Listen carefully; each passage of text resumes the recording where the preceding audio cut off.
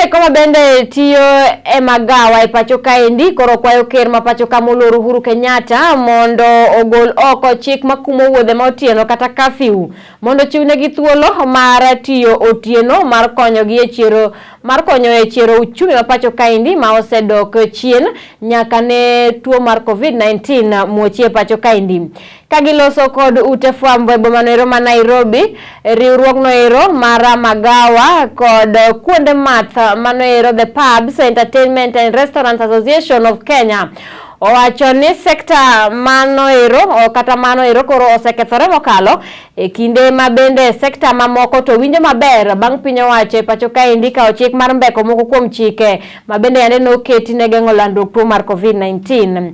Jakom mar riwruogno ero Migosi Frank Mbogo owacho ni jotich e sekta no ero ni kod yie mathoth ni koyawnegi tich mag otieno to gibiro yudo yuto makare kaluwore ni gibiro timo ohala magi kuom seche mathoth.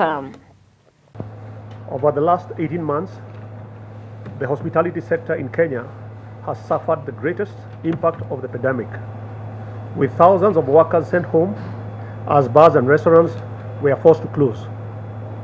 There have been several evolutions since the onset of the pandemic. We were initially forced to cease operations, but then allowed to operate for a limited period, and this has continued to change. The latest improvement came with the development of health and safety protocols by the Ministry of Tourism and Wildlife, which have enabled our sector to operate until 9 p.m. We are, however, increasingly convinced that the time has come to lift all the restrictions and allow the economy to get going and revive the growth we need ahead of an election year. We are convinced it is time to reopen because of the following reasons. The action of our leaders and elected representatives suggests the protocols rolled out to limit spread of COVID-19 are not necessary. Over the past month, presidential candidates have been holding rallies, meetings across the country to popularize themselves ahead of the elections. It is impunity of the highest order when the authorities allow them to embark on this large-scale venture, yet Kenyans looking to make an honest living cannot be allowed to keep their businesses open. It's manifestly unfair to have one section of the society freely breaking the law. I don't see police anywhere when there are all these politicians going around putting people in lorries and taking them to the nearest police station. The entertainment sector seems to be the only one facing these unfair restrictions when all other sectors are open.